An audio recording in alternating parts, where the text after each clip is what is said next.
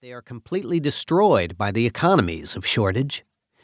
The brilliant Hungarian economist, János Kornai, strikingly demonstrated how scarcities, and the hoarding and dysfunctionality that they prompted, undermined and finally destroyed centrally planned communist economies. The response to the COVID-19 crisis exemplifies the conundrum inherent in thinking about the direction or linearity of the globalization dynamic. Initially, it looked as if the pandemic fragmented the world, destroying multilateralism, tearing up complex cross-border supply chains, and in this way reversing globalization. The interruption of normal commerce at first depressed prices as supply chains shut down. Then as demand for goods replaced demand for services, shortages appeared and prices surged. Prices showed a whiplash or bullwhip effect. Countries became locked in clashes for scarce resources, and some, Russia in particular, tried to exploit their grip over supplies of energy and foods. Then war disrupted production further, and in 2022 the world harvest was reduced, food supplies fell, and major scarcities appeared. The biggest countries seemed to be beating a retreat. China looked less to export-led growth than to a new model in which domestic consumption would be the driver of the economy. The United States turned in on itself, and even after a new presidency in 2021, which rhetorically embraced multilateralism, left the Trump-era tariffs substantially in place. Russia turned aggressively to confront not just Ukraine, but the whole international economic and political order. Smaller countries, by contrast, continued to depend on trade for essential goods, food, but also complex engineering and electronic products, as well as medical and pharmaceutical supplies. The experience of history, however, is that some sorts of globalization crisis lead to more, rather than less, globalization. They produce a new energy for communication and innovation. There is thus a major uncertainty hanging over today's politics.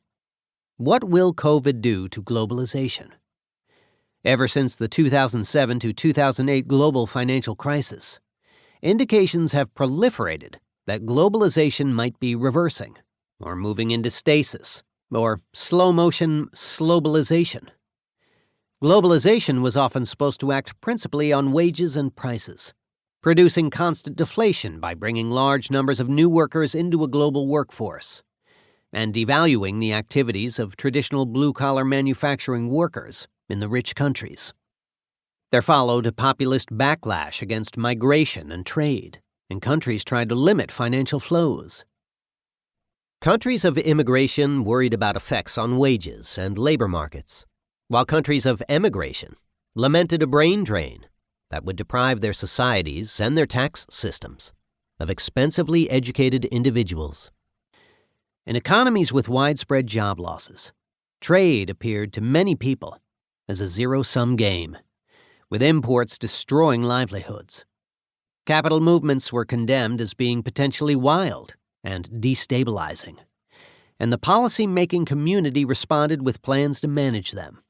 12 years later, the coronavirus, a global threat, magnified the challenge to globalization. Many populist or anti-globalist politicians immediately concluded that globalization was to blame. Recognizing that pandemics or climate change are global threats should produce coordinated global responses. Crises appear to emphasize how globalization must be guided or managed. Skeptics will quickly point out that reality is often more complex. COVID often prompts people to think first in terms of a national self-interest. America first. But policymakers will also look over their shoulders and see and compare what other countries are doing, and perhaps what they need to learn. Countries immediately embarked on a race to be first with a vaccine in order to secure a longer-term scientific and technical ascendancy. Vaccine nationalism then drove the United States, the United Kingdom, Russia, and China to clash more nakedly, but also generated bitter conflicts within the European Union. The turn to trade protectionism and heightened competition between powers.